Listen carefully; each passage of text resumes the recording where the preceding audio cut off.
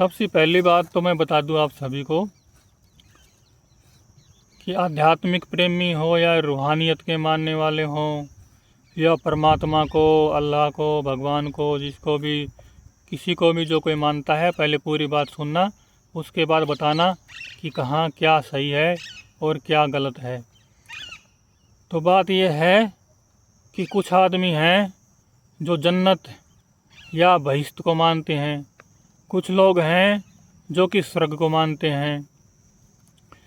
लेकिन इन जन्नत और स्वर्ग में फ़र्क ये है कि जन्नत में जो हूरें मिलती हैं वो बीबी के रूप में, पत्नी के रूप में या गर्ल फ्रेंड के रूप में मिलती हैं। लेकिन स्वर्ग में वो पत्नी के रूप में नहीं मिलती हैं, वो सिर्फ एक हीरोइन की तरह से, नाच गान करने वाली की तरह से मिलती हैं। और जन्नत में उनकी संख्या 70-75 होती है, लेकिन स्वर्ग में उनकी संख्या का कोई हिसाब किताब नहीं होता है। और जन्नत की हर हूर एक से ऊपर एक खूबसूरत होती है, लेकिन ये पता नहीं लगता कि सबसे ज़्यादा खूबसूरत कौन सी है। नहीं तो एक से ही काम चल जाए, बाकी को आराम दे सकते हैं। और हर हूर की योग्यता, गुणवत्ता इतनी ज़्यादा है कि वह अगर दरिया में भी थूक दे तो दरिया का सारा पानी शहद बन जाए। तो एक बात तो ये है कि किसी एक को अगर यहाँ ज़मीन पर बुला लिया जाए तो अरब या खाड़ी देशों में पानी की समस्या दूर हो सकती है। और हर जगह शहद जो महंगा है या शहद बहुत कम मिलता है, तो वह सब जगह सस्ता मिल सकता है। और तो और फिर गन्ने की खेती भी नहीं करनी पड़ेगी, क्योंकि शहद से ही चीनी का, गुड़ का, शक्कर का, सबका काम चल जाएगा। अब एक बात और ये भी मेरी समझ में नहीं आती है कि जब जवान लड़कों को लड़कियों से इश्क हो जाता है, इश्क प्रेम होता है, तब वह हूर से भी बेहतर लगती है, उसके सामने हूर भी छोटी मालूम पड़ती है। लेकिन शादी के बाद झगड़ा हो जाता है, तलाक हो जाता है। जब यहाँ एक से ही आदमी का मन भर जाता है तो वहाँ जन्नत में 70-75 को कैसे झेला जाएगा, लोग कैसे झेलते होंगे, ये बात भी मेरी समझ में नहीं आई। वहाँ तो तलाक भी नहीं हो सकता और हमेशा हमेशा वहीं रहना होता है, वहाँ से तो वापसी का भी कोई उपाय नहीं है। आदमी को ज़्यादा मात्रा में कुछ भी खाने या भोगने को मिल जाए तो आदमी बोर हो जाता है। ये प्रयोग तो कोई भी कर सकता है, कोई भी करके देख सकता है। अब मान लो गुलाब जामुन बहुत स्वाद है, अगर आप उसको लगातार से दिन में 3 टाइम लगातार 3 दिन तक खाओगे तो अरुचि हो जाएगी, अजीर्ण हो जाएगा। ऐसा तो कोई भी प्रयोग कर सकता है। तो अगर किसी चीज़ में क्रिया होती है तो क्रिया यहाँ होती है तो वहाँ भी हो सकती है। अगर यहाँ भोग में स्वाद आ सकता है तो वहाँ भी आ सकता है स्वाद भोग में। अगर यहाँ भोग में स्वाद आता है तो उसकी हानि भी सामने होती है। अगर वहाँ भोग में स्वाद होगा तो कोई ना कोई बात तो वहाँ भी प्रतिक्रिया में, रिएक्शन में होगी ही। अब जो लोग स्वर्ग मानते हैं उनको अप्सराएं पत्नी या बीबी की तरह से या गर्लफ्रेंड की तरह से तो नहीं मिलती। ये सुविधा जो जन्नत में है वो स्वर्ग में नहीं है। स्वर्ग की अप्सराएं तो फिल्म की हीरोइन की तरह से स्टेज शो करती दिखती हैं, बस उनका काम नाचना गाना हो सकता है, उसको स्वर्ग में रहने वाला देख सकता है। हाँ, एक बात ज़रूरी है, जन्नत में भी शहद और शराब की नदियाँ बहती हैं तो स्वर्ग में भी सोमरस के कुल्हड़ भरे हुए हैं, सोमरस के कलश भरे रखे हैं। दोनों जगह खाने पीने की कोई कमी नहीं है, खाने पीने की सुविधा हर जगह है। लेकिन फ़र्क यह है, वहाँ गर्लफ्रेंड पत्नी मिल जाती है जन्नत में, और स्वर्ग में सिर्फ नाच गान देखने के लिए हीरोइन की तरह से अप्सराएं मिलती हैं। अब जन्नत की हूर तो पृथ्वी पर आती नहीं, ऐसा तो कभी कहीं सुना नहीं कि वो ज़मीन पर आई और कुछ उसने किया। लेकिन स्वर्ग की अप्सराएं कई बार पृथ्वी पर आई, ऐसा तो कई शास्त्रों में जिक्र है। जैसे विश्वामित्र ऋषि तपस्या कर रहे थे तो उनके सामने मेनका अप्सरा थी ना, वो आई थी और फिर उन्होंने उसकी तपस्या भंग कर दी विश्वामित्र ऋषि की, मेनका ने, और उनके साथ ही रहने लगी। अब उसको पत्नी की तरह से मान लो या गर्लफ्रेंड की तरह से मान लो। फिर उनके शकुंतला नाम की एक बेटे का जन्म भी हुआ, जिसका राजा दुष्यंत के साथ विवाह भी हुआ। उनके एक लड़का भी हुआ जिसका नाम भरत हुआ। उसी भरत के नाम से इस देश का नाम भारत पड़ गया। और एक अभी की ताज़ा घटना है, लगभग 250 साल पहले की घटना है। जोधपुर ज़िले में राम स्नेही संप्रदाय के आचार्य रामदास जी महाराज का स्थान है, और उनके बेटे ने तपस्या की थी। उनका नाम संत दयाल जी महाराज था। उनके पास भी एक अप्सरा आई थी तपस्या भंग करने के लिए। तो अभी भी ज़्यादा पुरानी बात नहीं है, यहाँ भी ऐसा हुआ है। अब ये एक बात ये भी है कि जन्नत में जो गया उसको हमेशा के लिए जन्नत में रहना पड़ता है, वापसी का कोई उपाय नहीं है। लेकिन स्वर्ग की बात यह है कि स्वर्ग के अंदर फिक्स टाइम का टिकट होता है। अगर आपने इतने अच्छे नेक कर्म किए, अच्छे कर्म किए, पुण्य कर्म किए, सफ़ा किया, तो आपको जन्नत में या स्वर्ग में जगह मिल गई। लेकिन स्वर्ग में टाइम फिक्स होता है, और जब उनका पुण्य कर्म का बैंक बैलेंस ख़त्म होता है तो वापस इसी ज़मीन पर आना पड़ता है। और एक बात ये भी है कि जो लोग स्वर्ग वाले होते हैं, जो स्वर्ग को मानते हैं, उनके लिए स्वर्ग एकमात्र जगह नहीं होती है। उनके लिए क्या होता है, कोई अगर इष्ट देव को मानता है, मान लो राम जी को, कृष्ण जी को, शिव जी को, गणेश जी को, दुर्गा जी को, तो उन सब का अपना अपना अलग अलग लोक है, सबका अपना अपना लोक है। और वो किसी भी लोक में जा सकते हैं, जो जिसको मानता है उसी में जा सकते हैं। वो उनके सेवक, सगे संबंधी बन के रह सकते हैं। वहाँ भी पूरी सुविधाएं हैं, वहाँ कोई कामना नहीं है, वहाँ स्त्रियों वाली बात भी नहीं होती है। अब ये तो हो गई इन दोनों की बात। अब जो बेचारे ईसाई हैं या यहूदी हैं या पारसी हैं, उनके यहाँ न तो अप्सरा होती है न हूर होती है। उनके यहाँ स्वर्ग में, पैराडाइज में ऐसा कुछ भी नहीं होता है। उनको तो बेचारों को यहाँ भारत के साधु सन्यासियों की तरह से ही रहना पड़ता है। हाँ, वहाँ भी रहने खाने की सुविधा अच्छी है, कोई कमी नहीं है। लेकिन ये जो अप्सरा और हूरों वाला भोग ईसाइयों में, यहूदियों में, पारसियों में, इनमें नहीं है। तो अब क्या है कि अगर जो लोग स्वर्ग में नहीं जाना चाहते और जन्नत भी नहीं जाना चाहते और किसी भगवान के लोक में भी नहीं जाना चाहते, वो लोग क्या है, अपना ज्ञान प्राप्त करके, ध्यान करके, नाम जप करके मोक्ष पद को, निर्वाण पद को प्राप्त कर सकते हैं। उनके लिए ये सुविधा है। और ये सुविधा सिर्फ निर्वाण वाली यही नहीं है, जो अल्लाह नाम का जिक्र करते हैं वो भी फना हो जाते हैं। ऐसा सूफियों का मत है। सूफियों के मत से वो अल्लाह नाम का जिक्र करने वाला फना हो जाता है, और उसका भी सारा हिसाब किताब ख़त्म हो जाता है, आने जाने का या कहीं रहने का। वो भी अखंड आनंद में, परम आकाश में लीन हो जाता है। अब इन सब की बात तो ये हो गई। अब आगे क्या है कि इन सारी बातों को हम फ्राइड के मनोविज्ञान से भी समझ सकते हैं। जैसे कि वैज्ञानिक, मनोवैज्ञानिक हुआ, साइकोलॉजिस्ट क्या बोलते हैं उसको, तो उसने अध्ययन किया कि मन किन किन चीज़ों को सोचता है।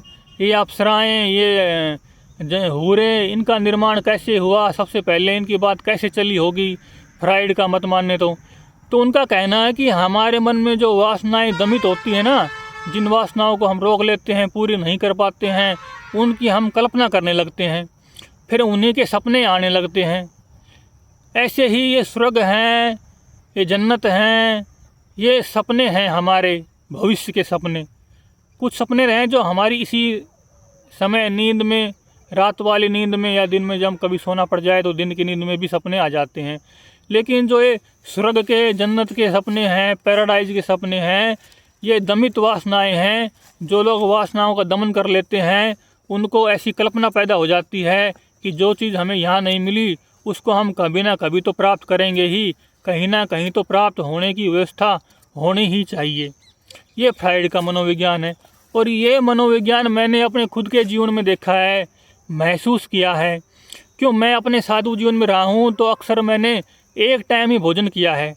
और कई बार ऐसा हुआ जब शाम को मेरे को भूख लग जाया करती थी, और जब भूख लग जाया करती थी तो मेरे को ऐसे सपने आया करते थे जैसे बहुत सारे साधु लोग भंडारे में भोजन कर रहे हैं और मैं भी कर रहा हूँ, और बहुत स्वाद आ रहा है, स्वाद में कोई कमी नहीं है, इतना ज़्यादा स्वाद आ रहा है, बार बार खा रहा हूँ लेकिन पेट नहीं भर रहा है। अब पेट कैसे भरे, पेट जब भीतर से खाली है तो मन कल्पना कितनी कर ले, वो भरेगा नहीं। हाँ, वो कल्पना करके अपना काम, अपनी सांत्वना वाले काम, अपने आप को सांत्वना दे सकता है, इतना कर सकता है। पहले शुरू में एक बार क्या हुआ, जब मेरे शुरुआती टाइम का साधु जीवन था तो मैं शाम को बहुत सारी च्यवनप्राश खाया करता था। तो मैं शाम को च्यवनप्राश खाया करता था तो मेरे को रात को अंगूर खाने के या फिर फ्रूट खाने के सपने आया करते थे। तो हमारा मन है ना, जब किसी चीज़ में बहुत कमी महसूस करता है ना तो उसके सपने भी पैदा कर लेता है, और कभी किसी चीज़ में बहुत ज़्यादापन महसूस करता है ना, अधिकता, शरीर में अधिकता हो जाती है, उसके भी सपने बना लेता है। कई बार तो मैंने ये महसूस किया कि मैं पानी पी के सो गया और मेरे को बहुत गाढ़ी नींद आ गई और फिर मेरे को पेशाब लग गई। अब गाढ़ी नींद में नींद भी नहीं खुले और पेशाब भी लगी रहे, तो सपने ऐसे आते हैं कि मैं बार बार पेशाब करने जाता हूँ लेकिन फिर भी पेशाब नहीं मिटती है, फिर मैं बार बार पेशाब करने जाता हूँ लेकिन पेशाब नहीं मिटती है। तो ये मनोविज्ञान है, हमारा मन जिस चीज़ में बहुत अधिकता या बहुत कमी मान लेता है ना, उसकी कल्पना पैदा कर देता है और उसी के सपने शुरू हो जाते हैं। और उसी तरह से ये जन्नत, ये स्वर्ग, ये पैराडाइज, ये भी हमारे भविष्य के सपने हैं जो हम यहाँ पूरा नहीं कर पाए, उनको पूरा करने की कल्पना आगे के लिए कर लेते हैं। और ये सब कुछ है ना, ये हर क्षेत्र के धर्म, संप्रदाय, मजहब में कहीं ना कहीं किसी न किसी रूप में ये सब चीज़ें, ये मनोविज्ञान, ये दूर की बातें ये होती हैं।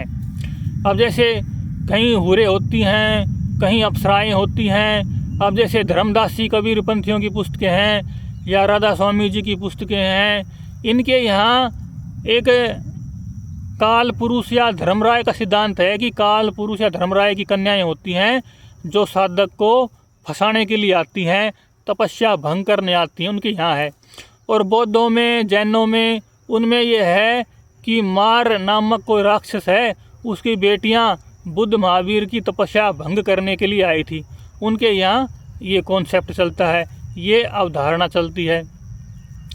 लेकिन इससे बड़ी सबसे महत्वपूर्ण बात यह है कि ये सब अधूरा मन है। अगर कोई मन को इतना मजबूत कर ले, इतना स्थिर कर ले कि उसको यहीं पर ही किसी स्त्री की या स्त्री को पुरुष की ज़रूरत नहीं रहे, आकांक्षाएं पैदा नहीं हो, तो वो सारी वासनाएं मिट जाएंगी। फिर मन उनके सपने देखना बंद कर देगा। जब जिसका मन यहीं सपने देखना बंद कर दिया, उसके लिए अगर वहाँ पर हूरें मिल भी जाएं, मान लो, या अप्सराएं मिल भी जाएं, तो फिर वो क्या काम आएंगी। मेन बात तो ये है ना कि यहाँ पर जो वासनाएं हैं वही यहाँ का सपना पैदा करती हैं। यहाँ की वासनाएं वो आगे मरने के बाद भविष्य का सपना पैदा करती हैं। लेकिन जिसने जीते जी यहाँ रहते हुए ही अपनी वासना को ख़त्म कर दिया, अपनी भोग बुद्धि को संयमित कर लिया, स्थिर कर लिया, तो फिर उसके लिए अगर वहाँ अप्सराएं या हूरें या कोई देव कन्याएं कोई भी मिल जाए तो उससे क्या लाभ होगा। क्यों, अगर जिसका पेट भरा हो, जिसको बिल्कुल भूख हो ही नहीं, अगर उसके सामने भोजन रख दिया जाए तो क्या भोजन स्वाद लगेगा, क्या भोजन की इच्छा होगी, नहीं होती है ना। ऐसे तो ये वासनाएं हैं। ऐसा ही तो है कि अब भारत में हैं या कहीं ईसाई देशों में हैं तो वहाँ क्या है कि साधु सन्यासी हो जाते हैं, आजीवन शादी नहीं करते हैं। उनका उद्देश्य क्या है कि स्त्री की वासना या पुरुष की वासना को अपने मनोबल से, संकल्प से, विल पावर से यहीं पर ख़त्म कर दिया जाए तो उसके लिए ये भोगवृत्ति ख़त्म हो सकती है। यह पूरा मनोविज्ञान है। अब ये तो अपनी समझ की बात है कि कौन स्वर्ग को मानता है, कौन जन्नत को मानता है, कौन हूरों को मानता है, कौन अप्सराओं को मानता है, परियों को मानता है, कौन योग विज्ञान को समझता है, कौन मनोविज्ञान को समझता है। अब जिसको जो समझ में आए उसके लिए वही ठीक है।